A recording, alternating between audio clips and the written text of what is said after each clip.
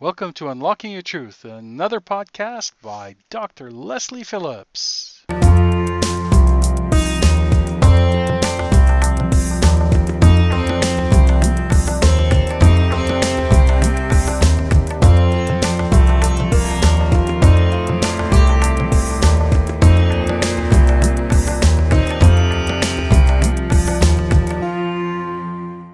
I thought today I'd like to share with you something that happened to me today. And it was a gorgeous day, and every day I go out for a walk in the countryside. I live in Maple Ridge in a lovely rural area, and so today I was out. It was a beautiful, crisp, sunny day, and just doing my normal walk, and then I came across something glinting on the side of the road. And when I looked down, there was about 20 pieces of beautiful crystal from a geode, from a rock that had been smashed open, I guess, by the passing cars. And it was just amazing to see there on the side of the road, with the sunlight just shining into those crystals. Beautiful, very pale quartz, or maybe even some purple in there like amethyst, and it was just such a cheerful and fabulous thing to happen. And I got to thinking about this rock, and I got to thinking about how it had been smashed up and how it had been broken into fragments. And it reminded me of how sometimes in our lives we feel like that rock. We feel like our life has been smashed up and broken into fragments. And everything we thought we had, everything we thought we were, gets destroyed, dissolves around us. And I'm sure that you've all had a time like that in your life, because we all do. It's part of the human condition. And, even though we don't know it when we're suffering, what comes out of it, the other side of the pain, can be so beautiful, like the center of that geode. It's a bit like a butterfly emerging from its chrysalis. The butterfly has to break down completely inside that chrysalis. It basically becomes a soup in there. So it's not as if the caterpillar, cocoons itself and grows a pair of wings. Actually, what happens is that the caterpillar completely dissolves and recreates itself as something new and beautiful. And I kind of had the same feeling about this rock. And, there's a quarry down the road, and I'm assuming that is where this rock came from. But just to think, it had been sitting there in that quarry for thousands and thousands of years, being compressed, being hidden, silently growing internally in the darkness. Until one day, after thousands and thousands of years being there, and who knows how long that was, probably more, I don't know, over 10,000 years, probably longer than that. I'm not a geologist. And then one day it gets scooped up onto a truck full of rubble, probably being transported to a building site as filler, or, building a road somewhere. And then, somehow this beautiful geode it spills off the truck onto the road and either smashes open there or then, or, it's been run over by a few more trucks until it's smashed open. And it's just amazing to me. So, and the inspiration here for me is, no matter how long you're in the darkness, no matter how compressed or depressed you are, no matter how alone you feel inside yourself, that rock, that geode that I found today by the side of the road, glistening in the sun, looking so very beautiful, is a testimony that things can and will change. Because if there's one thing that you can be completely sure of in this life, is that things will change. Nothing ever stays the same. This is a planet where we all go through cycles and growth and change throughout our lives, whether we're a rock, whether we're a tree, or a human being. So I just wanted to share that story with you. The beautiful rock is sitting on my desk in my office right now, and it's just a lovely reminder of how things open up and change and can become beautiful again. And that was such a fantastic experience. It sort of got me reminiscing and thinking about some of the other walks that I'd taken in the last year. I've lived in the house I live in now for about a year, and so almost every day for that year I've been walking around the same route or a similar route and watching the seasons change. And there was another just fabulous incident that happened in the fall, and the rock today made me remember this as well. So in the autumn, there was one tree along this route that I take on my walk that kept its leaves much longer than all the others, and it stood out because it was still green when all the other trees were changing and becoming red and gold and so on. And it was obviously a deciduous tree, and that it, part of its life cycle is to lose its leaves in the winter, but this tree just kept on going. It clung on to summer for as long as it could. And, every day all the trees around it would be getting barer and barer and barer, and this tree kept its full canopy of leaves, and it didn't even appear to change colour. Until one day we were walking past, and it was hilarious because it looked like the forest was throwing up.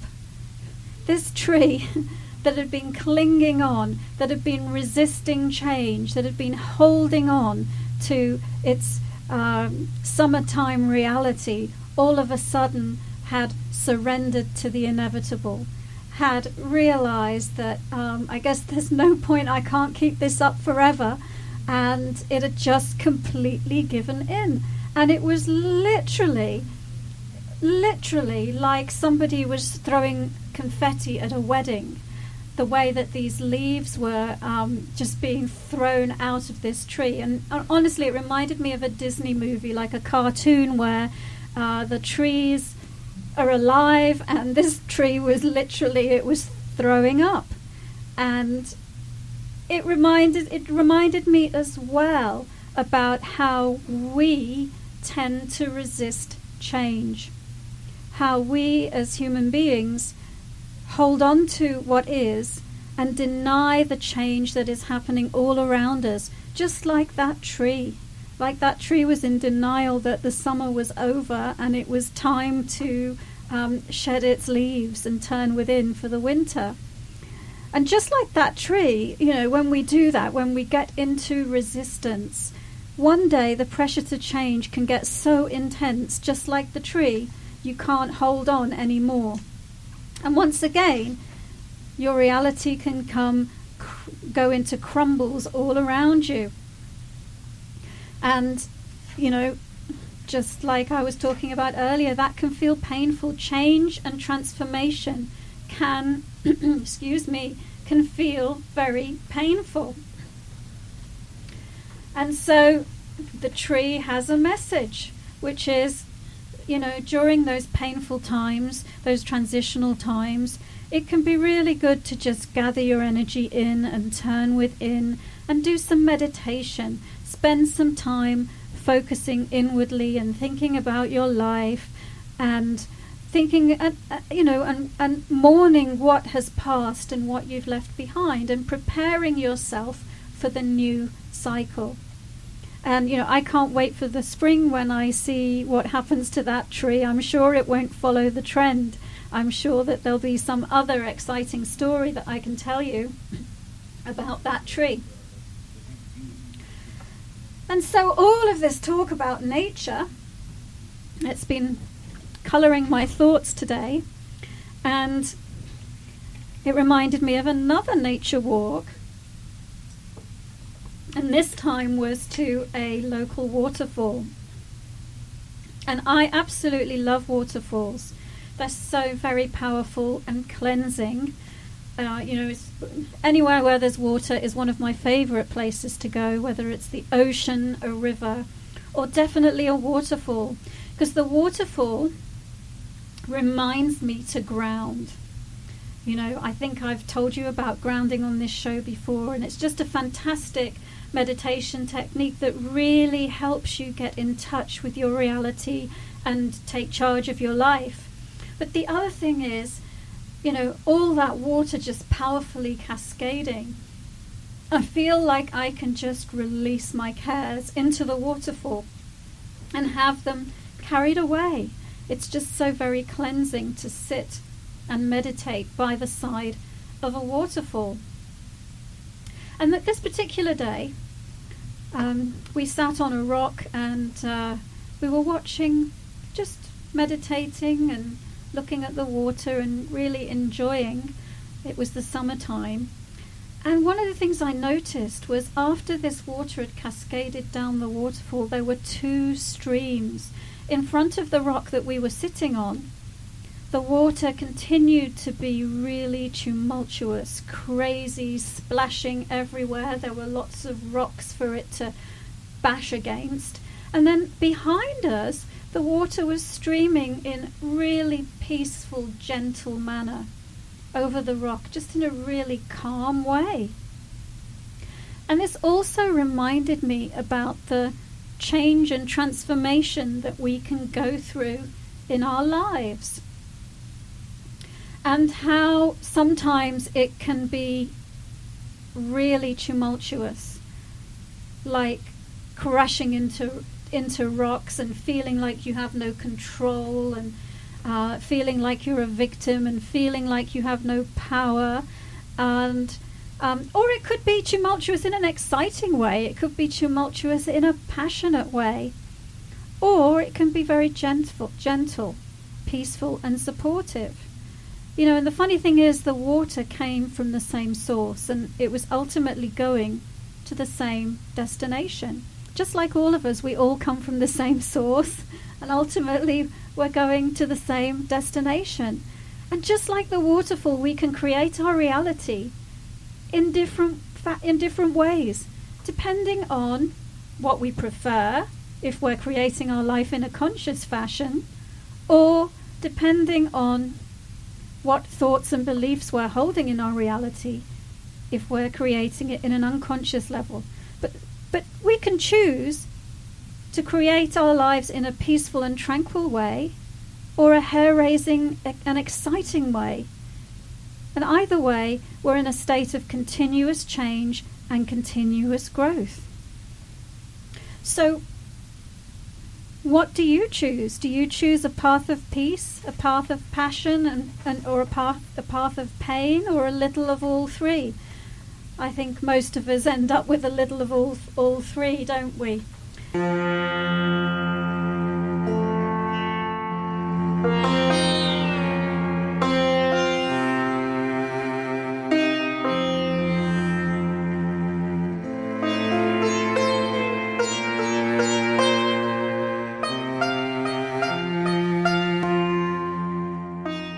Hello everybody, and welcome back to Unlocking Your Truth with Dr. Lesley. I'm Dr. Lesley. Hello, Corey. So we do have a couple of emails that have just come in with regard to the subject, and the first one is from Anne. And Anne asks, I am in constant struggle with trust in friendships, family, and relationships. I need everything to be reciprocated so I don't get taken advantage of. How can I learn to trust and give freely without all these expectations? Great, thank you. So let me take a look at this question for you, Anne. And for any of you that are tuning in for the first time, I'll just explain the way that I do this is I actually go into a very light self-induced trance, and in that state I am able to read your energy. So wherever you are in the world, you don't need to be sitting in front of me. And so I'm just going to take a moment right now to tune in to Anne's energy and take a look at this question that she's asking about trust and wanting to know how she can learn to trust. So give me a moment and I will take a look. And the first thing, Anne, when I take a look at your energy in the context of this question, is I'm seeing that you carry a lot of pain around past experiences where you've really been hurt. So, I'm seeing that because you've had some difficult experiences in your past and people have hurt you, and I'm seeing that that's true, that you really have been hurt, that you've, instead of doing the Zen thing, which is so hard for us all to do, which is to say, okay, all that exists is the present moment. Yes, that was a painful experience, but that experience doesn't exist anymore. And so that you can treat every new relationship and every new friendship and every new moment in the moment with a clean slate. What you have done is you've said, I'm going to carry that around with me as a story. The story of the terrible experiences that I have had in my life, the story of the dreadful things that people have done to me in my life. And you know what? I better carry this around with me because I don't want to forget this. I don't want to forget how awful people can be and what dreadful situations can arise. I need these memories, I need these thoughts, I need this story because it's going to keep me safe in the future. But I'm seeing, Anne, that that's not true, that it doesn't keep you safe in the future. In fact, it actually does the complete opposite of what you think it does. Because what it does is when you're carrying that vibration in your field where you don't trust anybody, where you're carrying that vibration in your field where you've been hurt and you're a victim, then what will happen is the universe will actually bring you more of that, because the universe matches like with like. You've probably heard that phrase, like attracts like, and it's really very true. And so this is, manifestation 101. You need to become what it is that you want to attract into your life. And so if you want to attract love, vibrate with love. If you want to attract trust, vibrate with trust. And I know this might sound like I'm putting the cart before the horse, and surely don't you have to, how can I trust? Well, but it really is true, and you just have to find a way that you can let go of those past time pains and let go of your mistrust. You need to find a way where you can forgive the past, let go of the past, so that you can release the pain and the story from your energy field, and so that you can replace it with higher vibration of trust and other fantastic things. And when you do that, you'll be really surprised, because you will start having more trusting relationships in your life. And when you think about it, this is really empowering, because what I'm telling you is you create your reality, and you have the power to change your current situation. The power is all yours. You just have to recognize that you have that power and focus your attention, instead of on the pain, focus it on the light that you are wanting to move towards, because that will raise your vibration. So, Anne, I hope I sincerely hope that has helped you. Really, the key is, you can't change anything outside of yourself. You just have to change yourself. And that's very simple. That's all you need to do. Let's see if the producer has another question. Hi, Corey. Is there another question? Yes, I've got another question for you. This is from Daisy. Nice name. Yes, I had neck surgery in the past. While alternative treatments have helped, I still have challenges with my neck and shoulders. What else can I do to recover? Thank you. All right, Daisy, let's take a look. You're suffering from some physical pain. So just as I did with Anne, the last caller, I just need to take a moment to tune into Daisy's energy, and then I'll take a look at your neck and what's going on with it. All right, so I can see that there's actually is some physical damage there in the neck, and I'll read it on a physical level and an energetic level as well. So definitely seeing some physical damage, and I don't know which, but it's sort of like the vertebra that's in the middle of the neck. And it almost makes me look like your head is tilted to one side. And I'm going to just let me take a look at what energetically is being stored in that vertebra to give us some information on why you created this issue with the neck in the first place.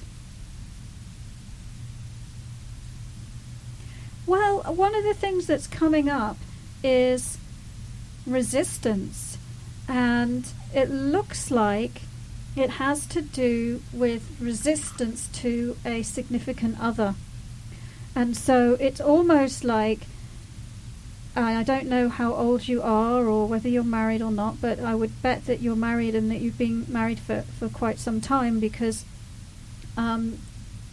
it's like, it looks like, it's like a long-term relationship, and where there are two different points of view, and it looks like you get into resistance to your partner's point of view. Looks like you have a lot of difficulty being able to see it from his perspective, and so it's sort of like that's the unbalance. It's sort of like you're tilted to one side because you can only see one side of the story and you can't see the other side. So let me take a look at why you've been resisting him so much. So I'm seeing that the reason that you're resisting him so much is that you at heart, Daisy, are a people pleaser.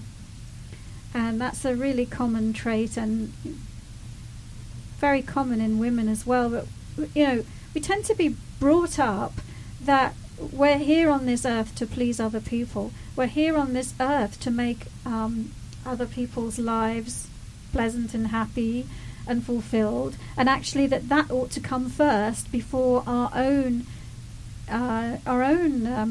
fulfillment. So I'm seeing that on the one hand you've got this programming that says if somebody else wants me to do something, then I have to do it. If somebody else feels strongly in a particular way, I have to acquiesce to their perspective. But on the other hand, you know that this is not true, and it's completely against your nature, and it represses your own self-expression. And so you've got this battle going on. There's no ease with you and your being in your power and expressing your truth because of this people pleaser program. And so you get into this internal battle where you're resisting and fighting against the other person, and you can't give yourself permission to have your own perspective and your own position. And so let me take a bit of a deeper look at what you can do about this.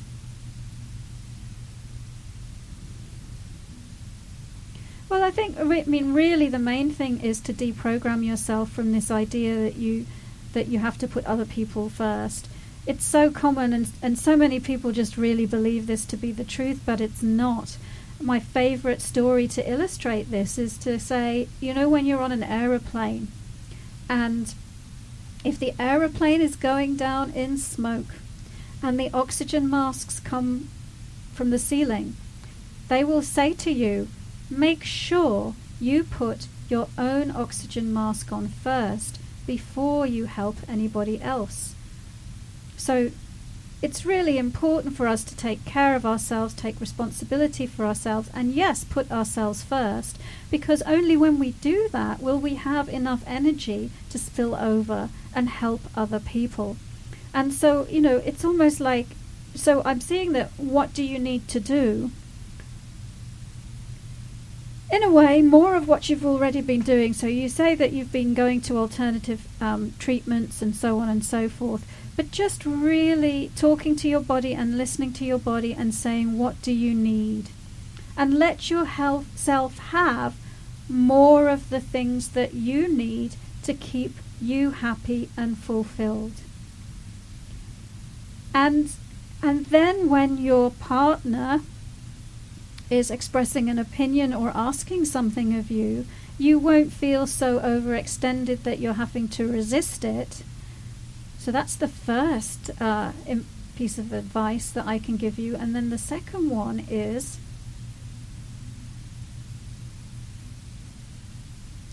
I would just experiment a little bit in owning your power in small ways.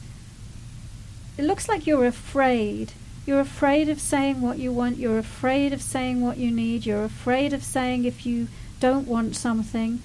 And so just experiment in little ways and, start to assert yourself and gently step yourself back into your power. And it might not be as scary an outcome as you think. All right then, Daisy. I hope that has helped you. I think what you need to do to recover is those couple of things, which is, let go of needing to please other people and let go of resisting other people too. .ca. Hello, Corey. Hello. Another email question's coming. This is a little bit different, but from Sal. And Sal says, I own a business and I'm really struggling financially. My husband has health issues and isn't contributing. And there's no real question here, but all right, that's what I've got. Thank you. All right, I assume it's a she. Oh yeah, she's got a husband. Oh, yeah. Okay. All right, so we'll see what we can do to help Sal out there. .ca. Podcast, any program. All right, give me a moment and I will tune into your energy, Sal. So the question was, you own a business, you're struggling financially, your husband isn't well, and because he's not well, he's not able to help you out with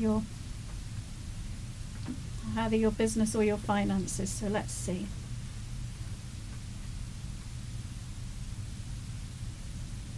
Gosh, another lady who's feeling overextended. Let's see. Well, so the thing with you, Sal, is I call it responsibility pictures. You are taking responsibility for everyone and everything in your life. So it looks like well, in a way, you like to control things. By being responsible for them, it means you're in control and that keeps you safe.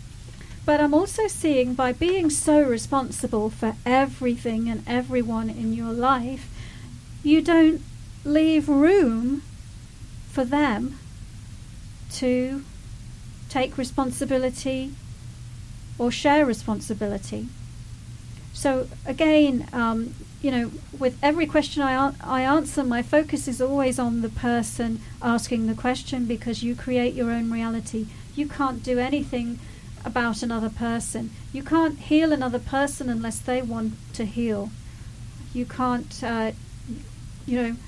make somebody do anything unless they want to do it. But what you can do is you can change your internal reality.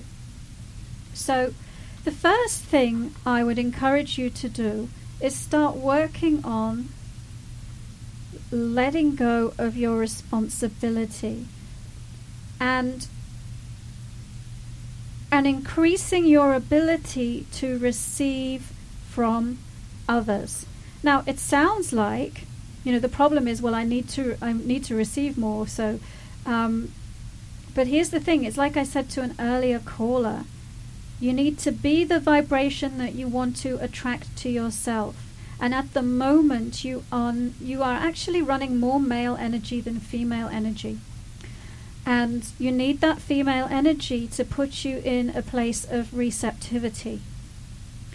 And you're doing the opposite. You've got this very male, get out there, control everything, do everything, take responsibility for everything, be the breadwinner, be the this, be the everything. And so you're saying with that energy, I'm responsible. So the universe will give you more things to be responsible for. So you need to rebalance that.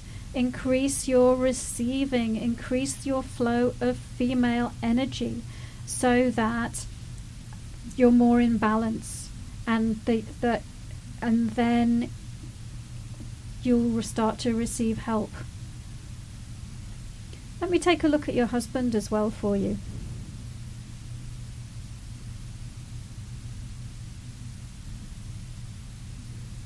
I'm seeing he's got some issues with self-worth, feeling worthless and feeling useless. And I'm seeing that the fact that you're being so responsible doesn't actually help him with that. And I'm seeing also that much of his energy is stuck in the past. And there's a lot to this past time energy. So there's many layers of this. Some is to do with his illness, and some is to do with the dynamic that we're talking about. With respect to the dynamic that we're talking about, I'm seeing he's got a lot of programming about the role of a man. And you're taking that away from him, in inverted commas. So I don't mean that in any judgmental way whatsoever, but you're in that breadwinner role at the moment, and so that goes against the programming that he's carried with him his whole life.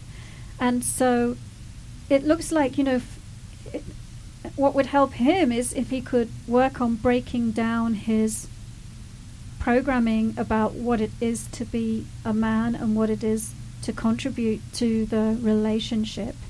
And then I want to also just take a look at the illness that you say he has, and see if we can give you some insight into that. Well, when I look at the illness, what I hear is, it's like he's saying, I feel empty. I'm empty. And so you don't mention what the health issues are. I wonder if it's something metabolic to do with energy levels, and it just looks like he's got some issues with respect to feeling unfulfilled in his life, and that has led to him some depression or turning his energy down, and also just and then this feeling of being empty. Let's see if we can give a hand in what looks like he's lost faith and trust in the universe to assist him. And actually that's a lesson for both of you, because here's you taking responsibility for everything and not being able to receive, and here's him losing his faith, and neither of you are connecting with Source. And Source is just another word for God or the great all that is, whatever your word for it is. Yeah, so I'm seeing that both of you could... There's a need to reconnect with Source, for you to receive and for him to realize that he isn't alone, and realize that he is as valid a part of this world as any and every other human being. Hello everybody, welcome back to Unlocking Your Truth with Dr. Lesley. My name is Dr. Lesley, and we have been talking about massive transformation, massive shift, times in your life when you feel everything is crumbling around you, where you feel like the rug has been pulled from under your feet, and how there's always a silver lining at the other end of situations like that. So we're taking your calls right now if you feel like your life is being shaken to the core, or if you have any kind of question at all, relationships, career, money, health, life purpose, anything at all.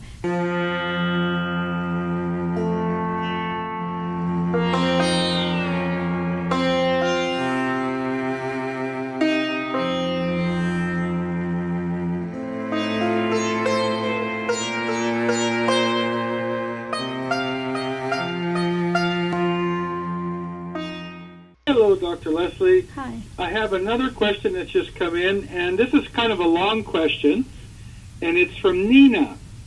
And Nina asks, after ending my relationship, I was lost and didn't know what I wanted. I got my life back on track, but my heart yearns for my ex. Logically, he isn't right for me, but emotionally, I like him. His best friend says he still cares for me. We never solved our problems, and there's still unanswered questions.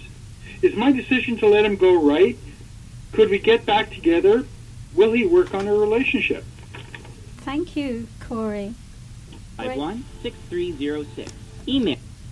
Great. So that's a long question from Nina, but the basic gist of it is she's still in love with or likes her ex-boyfriend, and she's having a struggle between her logical mind and her emotional self. So we're going to take a look at that for you, Nina.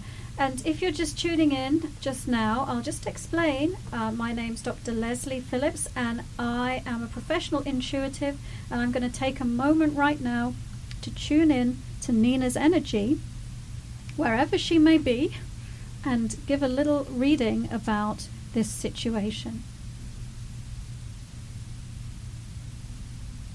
Okay, so I am taking a look at this situation, Nina. And you know what? I see this a lot. And it's this classic thing where you have two souls who are, to some degree, soulmates. And I'll just explain to you my definition of a soulmate, because it gets misrepresented out there. So a lot of people believe that a soulmate is like a love mate. It's this ideal person that if you meet them, all your problems will be solved. You'll be so in love. It will just be perfect from then on forward.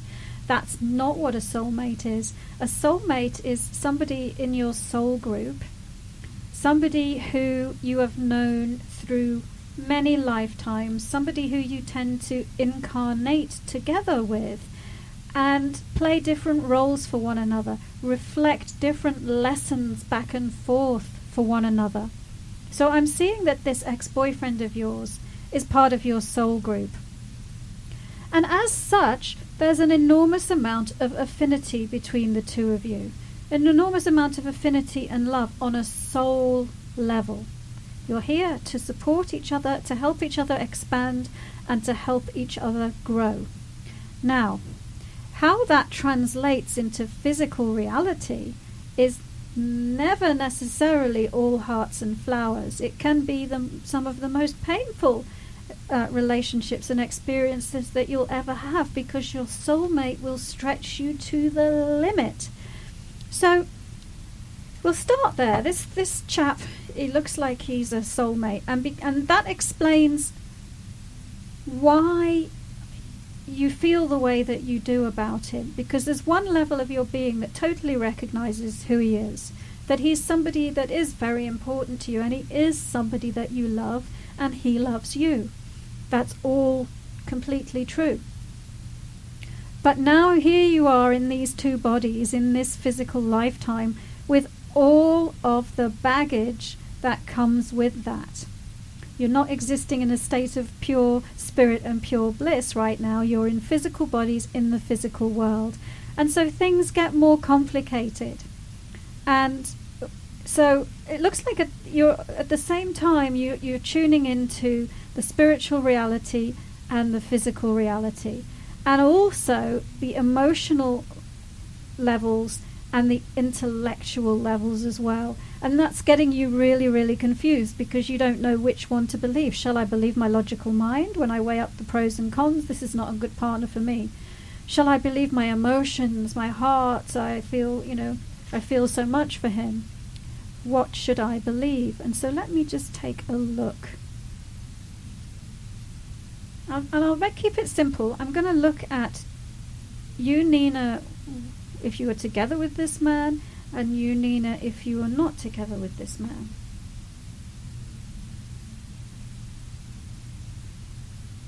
And the first thing I'm seeing is that it looks like separating from him, what has happened, actually is a good thing for you.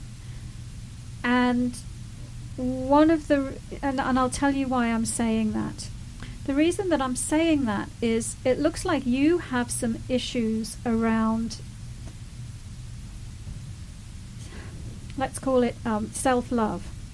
So it looks like you're wanting to work on loving yourself more and realizing that you have all the love and support that you will ever need inside of yourself. At the moment, it looks like you've been operating from a concept that you need a partner, you need a boyfriend, you need another half to make you whole, and that is the way that you can get love. You get love from outside of yourself, from another person. And so long as you believe that, you will never be fulfilled, because it's just not true. That we can never get all of that from another person. We have to get it from within ourselves first.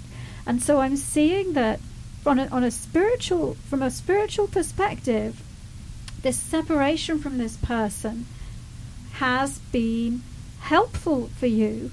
You're talking about getting your life back on track, presumably spending time with friends and family and your work and your hobbies and all of that kind of stuff. So it's like you're rebuilding yourself. You're creating who you are as who you truly are. You're strengthening that. You're strengthening how you like to express yourself, what makes you happy, all of these things. And so I'm seeing that that's creating a stronger Nina for any future relationship that you create. But the thing to remember is, just remember how you're managing to fulfill yourself right now, and you don't have a boyfriend. The love is inside of you. So just never forget that. And then let me just take a look at the other part of your question, which is, could we get back together, and will he work on the relationship? And of course, I'm not going to predict the future for you, because I believe in free will and I believe that you create your reality. But I will take a look in present time reality at this person, and let's see. So I actually am seeing that he does love you. And I'm actually seeing that the break has been good for him too. And it's helped him get some clarity. And so I'm seeing that he's actually quite strongly drawn to you. But I'm seeing that, yes, if you get back into a relationship, you'll be dealing with the same old stuff. And so it's important to really get that dealt with. And one of the things that I'm seeing was happening for the two of you is how to maintain your own selfhood and your own energy while being in a relationship with somebody else. So I'm seeing, like each of you as individuals, when you're not in a relationship, you're quite solid. And then together in a relationship, it looks like what happens is you get into each other's space.